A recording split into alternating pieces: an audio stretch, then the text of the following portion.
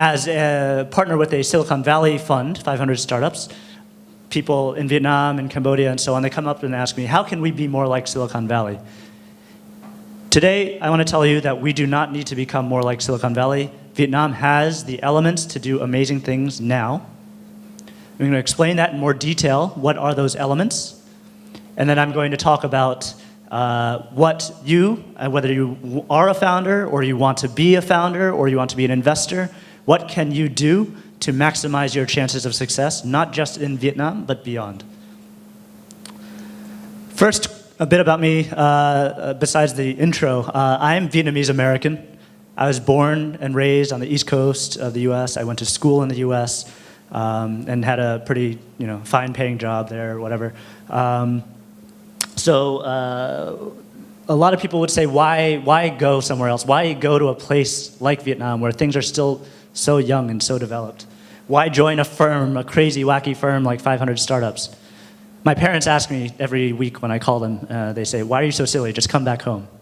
And I tell them, this is the place to come if you want to build something special. You don't have a lot of money, I don't have a lot of money, but you want to build something special and you want to make a big impact, right?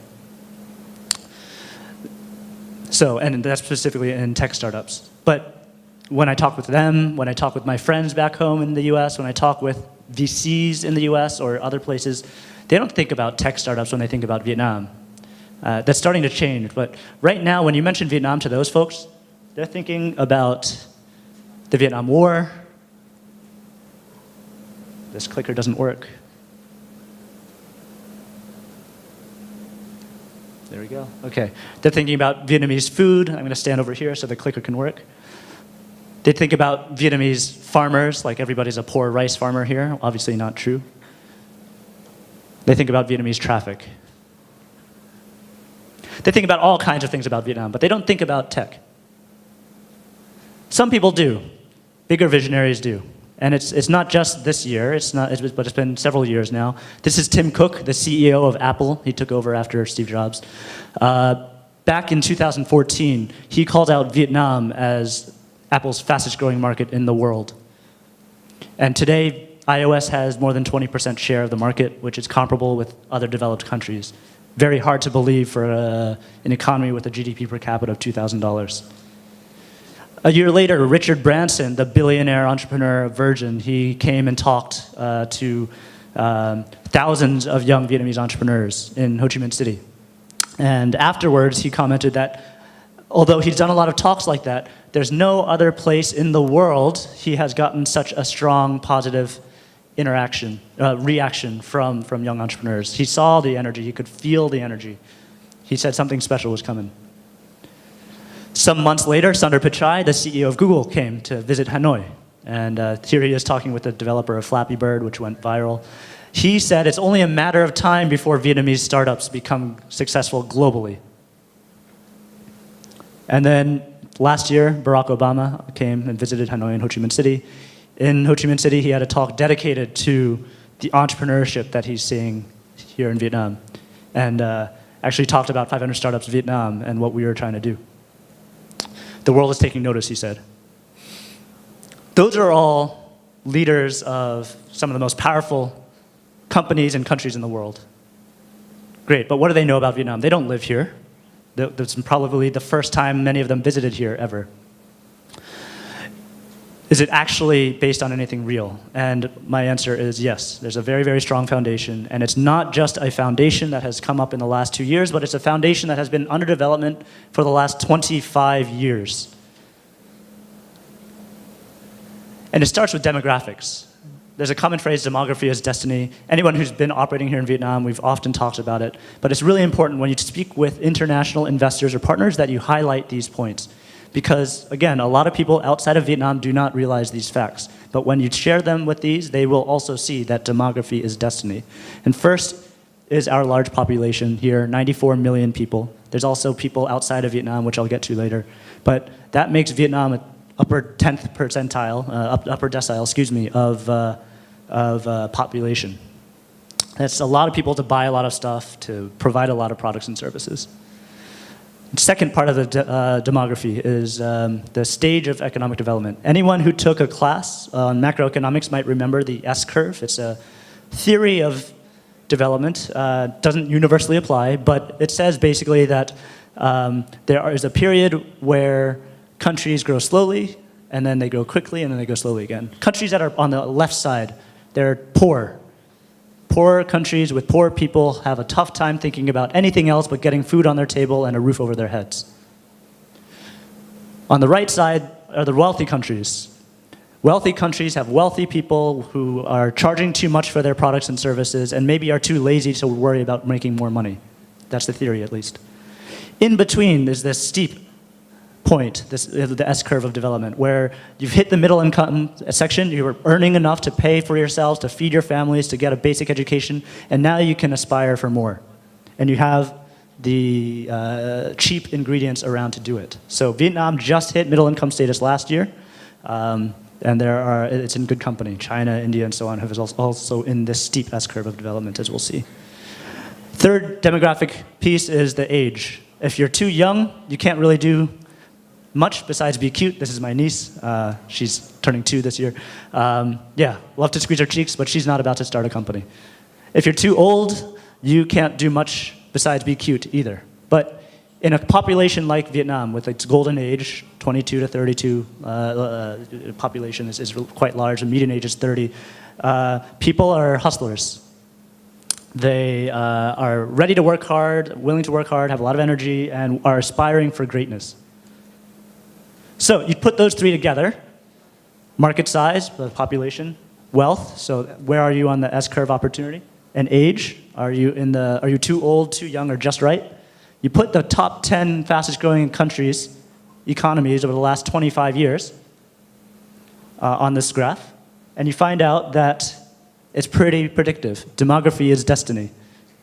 Vietnam, China, and India are the fastest growing among the fastest growing economies in the world. They are the only ones of the top 10 that have all three, well, 2 of the 3 points. Vietnam and India have all 3. China's getting older now. So it's no surprise that Vietnam has been the second fastest growing economy in the world in the last 25 years. It's no surprise that Vietnam will be growing at a projected 5 to 7% per year for the next 5 or 10 years at least. So that's all great macros. It creates a lot of opportunity. Sorry, one more thing. The point we're at now is as if you were in China 10 or 15 years ago. If you could put yourself, turn back time 10 to 15 years and say, would I invest in China today? The answer now we know is yes. Vietnam, if you put the GDP growth of Vietnam per capita on China, offset by years, you see that Vietnam is about 10 to 15 years behind China right now, and actually might be moving faster than China soon, between Vietnam's accelerated growth and China's declining growth. So it's pretty exciting from a macro level. It's a lot of money spent on building businesses, on consumers buying stuff. But more importantly for us, there's a growing market for digital. So when the first venture capitalists were coming to Vietnam, there were only 3 million internet users, and they threw in $100 million at that time. That is more than $30 per internet user. That is an absurd amount of money. But what they did with that investment was to build the bases of what we see here in Da Nang, and what we see in Hanoi, and what we see in Ho Chi Minh City. And so now we have 50 million people who are using the internet, and not just using it as consumers, but understanding what it's like to be a modern internet user today, a modern technology user today. And so today we are consumers, tomorrow we are builders. The elements are there as well, besides the actual digital behavior, but it's the math and science education, which you all know about. I want to reiterate this as well for those who have not heard it before, but Vietnamese grade school students score at the top in math and science for international PISA tests, at the top, like top 20, so that's among other developed countries. So countries that are 20 to 50 times richer than Vietnam, scoring just the same as Vietnamese youth. A Google engineer visited here a few years ago and came into some high schools. And on one in particular, he said that half the students in that grade 11 class could pass the Google interview tests.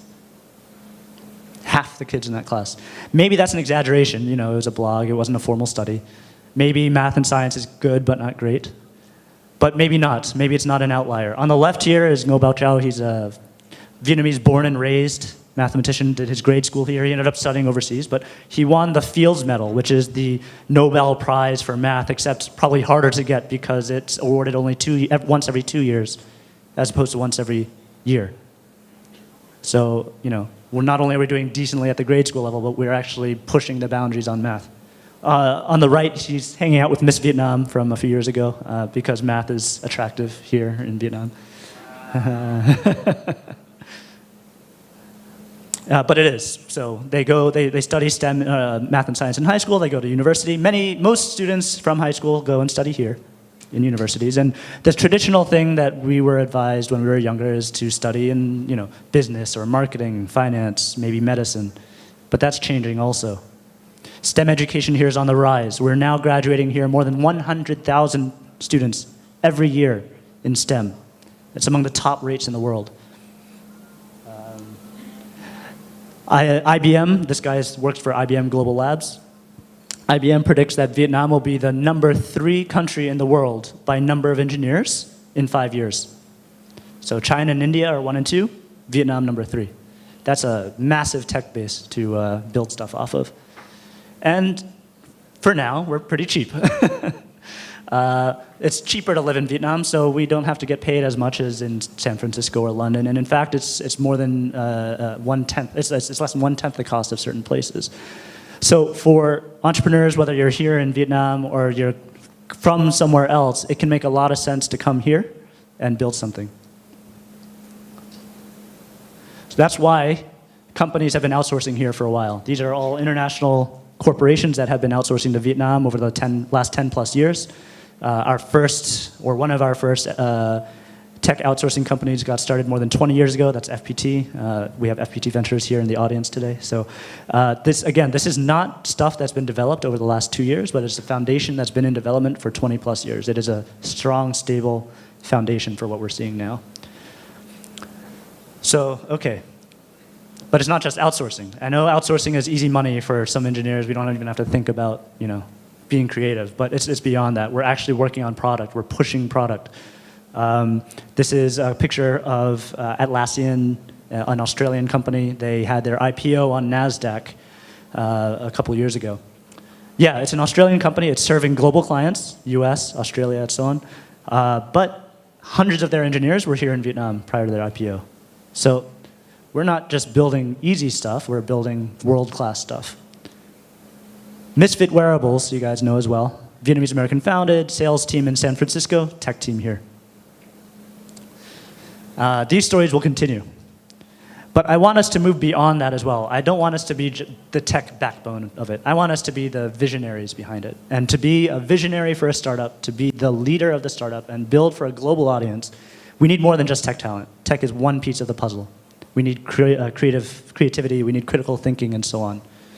And we often hear that Vietnamese education is not as great with that as it is with STEM, and that's probably true. But I also know that a lot of you learn these skills on your own despite the system that you have around you.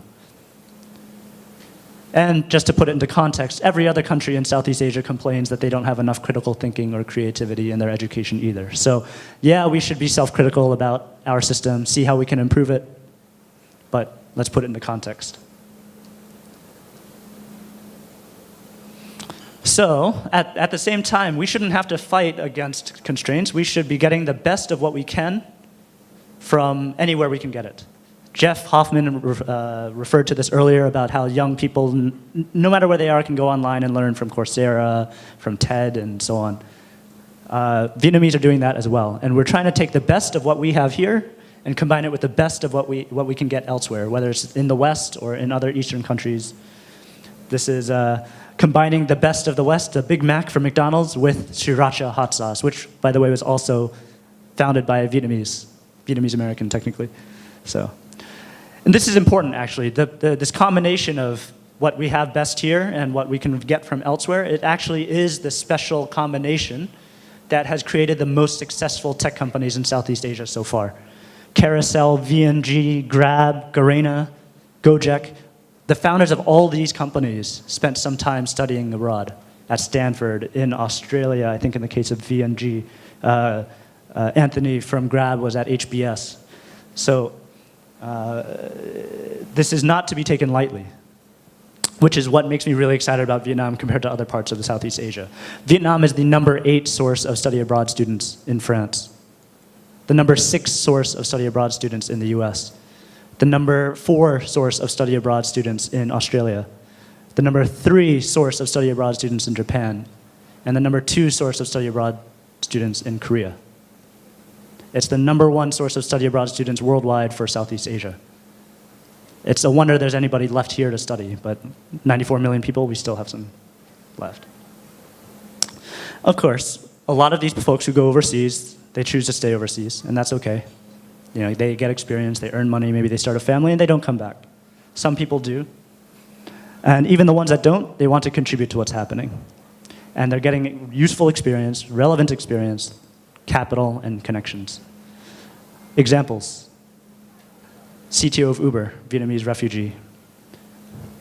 Michelle Phan, the YouTube star and co-founder of Ipsy, a 500 startups portfolio company. She's also Vietnamese American. She has been coming, actually she's visited Da Nang before, I think. I'm not sure if you've gotten a chance to meet her here yet. My partner with 500 Startups Vietnam, Bin Trung, he was a co-founder of Clout, which sold for $200 million valuation back in 2014. He is now here, visiting here frequently with me, trying to find great deals. Trung Yung, co-founder of MobiV/iCare Benefits. So, one more angle for why Vietnam is special, and why Vietnam is not Silicon Valley, but it can be its own Silicon Valley for not just itself, but for the emerging world. It is hard to find a country with these kind of macros, a large, fast-growing market, the strong tech talent, and that combination that is familiar with emerging markets problems. The US, the UK, France, Australia, Russia, they all have great tech talent. Some of them have decently fast-growing economies. There's others that are not doing so well. But how many people in those places actually know what it's like to grow up poor? How many people know what it's like to grow up in an emerging market like Vietnam? Not many. And if you look around the world, maybe there's China, there's India, but they have their own kind of constraints for being able to go farther. Vietnam is one of the few places that has everything and has the incentive to get out beyond Vietnam. So again, the way I put it, Singapore knows about as much about poor people as Donald Trump knows about the truth. He's coming to the now. Yeah. Let's see, okay. I'll hold it there. All right, so ingredients, right? And these ingredients are coming together. VC investment is booming, 3x growth in the last few years in terms of number of deals. And M&A is growing as well. Before, Vietnam accounted for almost nothing in terms of tech M&A exits in Southeast Asia. Now Vietnam accounts for 1/5 of tech M&A here. And potentially in the next 12 months or so, VNG, Vietnam's theoretical unicorn, could IPO on NASDAQ. An IPO would be the same kind of exit as Facebook and Amazon did, to be able to list their shares on a public market. So obviously everything's great, right? No. We have to move fast. The time is ticking. Competition is increasing. We have a huge competition here. 3,000 startups, by some estimates, exist in Vietnam today. And another 1,000 are coming online every year. So if you're doing a startup now, and you think you have no competition in Vietnam, you're wrong. If you don't have it today, you'll have it tomorrow. That's competition in country. Competition out of country coming in. Lots of companies looking to enter the Vietnam market, haven't figured out how yet. Even China, when they bought Lazada, through Alibaba bought Lazada, they are starting to push harder and harder here. So we only have a little bit more time to grow something that's actually Vietnamese here before it becomes tougher. And that's just talking about the competition from above. There's also the competition from below. These are coders in Cambodia. Cambodia has only 50% electricity penetration. That means only half the population has access to power. And yet they are putting out now, according to the US ambassador there, 10,000 STEM graduates every year for a country of about 10 million. So about the same ratio as Vietnam, actually. This is happening all around the world. Internet, thankfully, is a big equalizer in terms of opportunity. But that also means if you want to maximize your opportunity, you got to move really fast. This one is a little bit, depends on how short or long your time horizon is, but there is a bubble. We call this the surf startup wave. The waves have the peaks, they have the troughs. And right now, it's still kind of a sexy thing to be doing startups. But everything that in business, everything that goes up comes down. And so the money and the help is all available now, but it may not be there forever. I want those aspiring tech entrepreneurs in the audience to move now and get access to the support that FPT Ventures is putting in, that Visa is putting in, that 500 Startups is putting in, that the foreign governments are putting in. Take advantage of that now while it's here, because we don't know how much longer it's going to be here. And get on your feet so that you can stand on your own as soon as possible. So, a few tips and hints. These are geared for both people here in Vietnam as well as for people outside of Vietnam looking in. Some will more apply to you, some will more apply to other people. But anyways, number one, if you're going to do something, think different. Be different, be really meaningfully different. I see a lot of stuff where people, they're just copying what they see works elsewhere. And that actually is okay. If you see something working in Thailand and you think it'll work in Vietnam, then bring it over. And it's actually quite hard as well. But I really want you to also think about how can you be meaningfully different? Because if you can just copy and paste it in the span of a few months, that means that anybody else can as well. And if you're not meaningfully different, that means you're not really solving a problem more fundamentally and or more cheaply than somebody else is. Second, go big or go home. Go big or go home. At the end of the day, I think the billions of people on the planet can be entrepreneurs in their own way and solve micro problems all around them. But I think the advantage that tech has, the advantage of young people in Vietnam have and young people in other places have, is to think bigger. And to not just solve the problem around the street only, but see if you can solve it for thousands. And if you can solve it for thousands, see if you can solve it for millions of people. Of course, this is also slightly self-serving. As a venture capitalist, I want to invest in big companies, not small ones. But so there's nothing wrong with going small, but hopefully if you can try to go big, do it. And what are the things that you can do to go big here? There are kind of three categories of opportunity that I would highlight. There's obviously many more than this, but first, there's the rising middle class here, and in other parts of emerging Southeast Asia. Those are kind of the easy wins, serving them with e-commerce and services and so on. Second is enterprise. This is the one that's more challenging. This is the USS Enterprise from Star Trek, for any nerds in the audience. But yeah, so serving businesses is really challenging. And it might not seem sexy. Like, what's more fun, getting 1 billion users for Facebook or getting 1,000 enterprises to pay you a monthly fee? Facebook sounds more fun, but it's really hard. It turns out, though, enterprise has a very meaningful purpose as well in terms of impact. And you can make a lot more money doing it. So, I mean, one of the things that the Vietnamese government has talked about is how they have to strengthen small and medium enterprises in Vietnam, strengthen the competitiveness, make sure that they can survive, not just on their own, but survive against the rising competition. Tech is one way to do that. So, and then the one that's most exciting to me is the bottom of the pyramid stuff, so the poorest people. But even the poorest people have access to phones now, generally speaking. So, I mean, there's a lot we can do to deliver products and services to them easier and cheaper, to actually leapfrog over infrastructure that, for whatever reason, has not been able to be invested in yet. So providing access to education and healthcare. You build something for Vietnam's, tens of millions of lower class people, that can serve the hundreds of millions of lower class people in Asia, the billions of that demographic worldwide.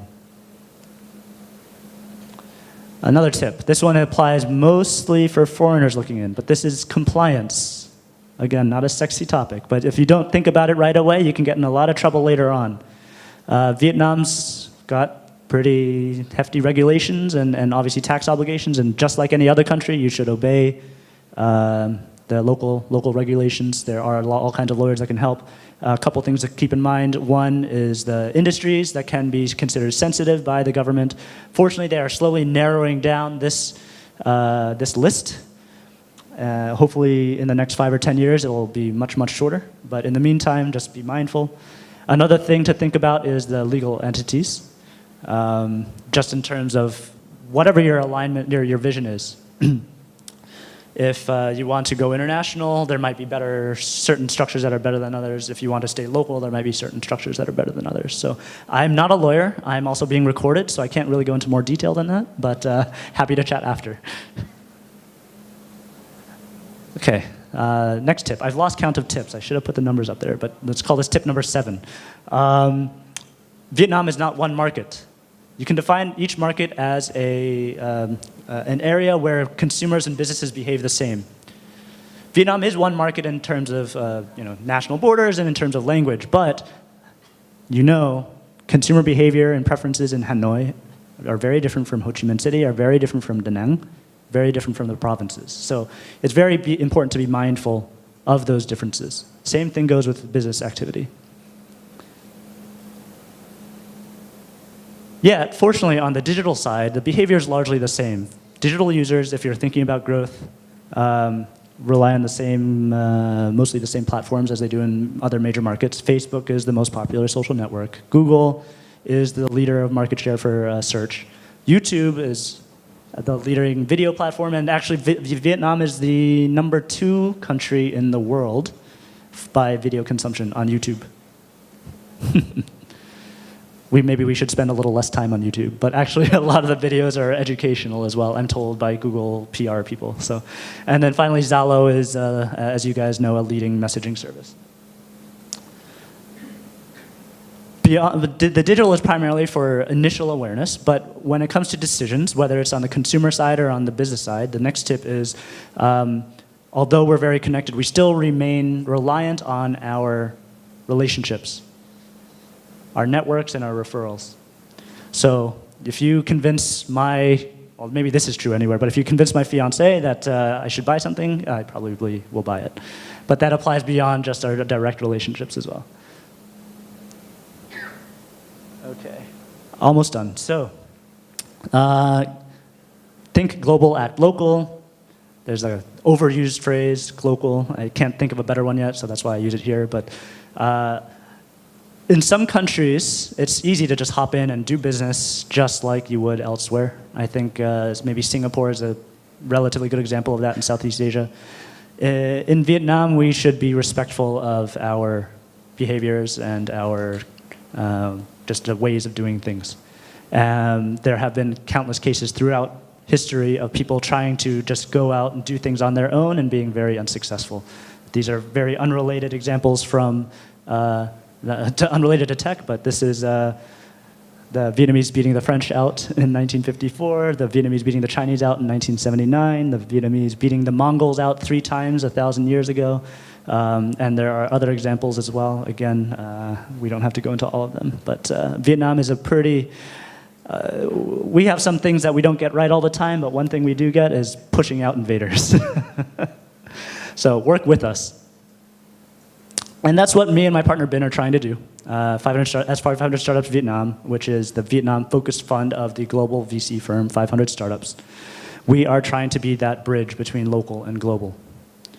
We launched our fund in early 2016 and have been investing in a pretty broad universe of startups. 2 buckets. Startups serving the local market and startups being built by Vietnamese in some way for global markets.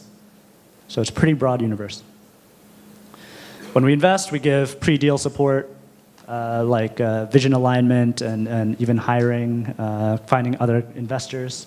During the first year or so of investment, we provide a platform kind of approach for supporting startups in a variety of ways, depending on what they need. We don't take board seats, so it's not controlling, but you tell us what you need and we'll try to do it for you. So it could be access to partnership credits, it could be accessing other members of our 500 network, getting audits on your product design, getting input on your back office. There's all kinds of things that we've been willing to do. And then, of course, helping with the next raise, connecting you with the relevant next round of investors. This is a lot of text, so, but this is being recorded, and I'm happy to talk with you more later in more detail. We have invested in 9 companies in batch 0, which is pre-2017, and they're doing pretty well. I just share this to you. It's partly to pat ourselves on the back, but it's more to demonstrate to international investors that Vietnam is ready today.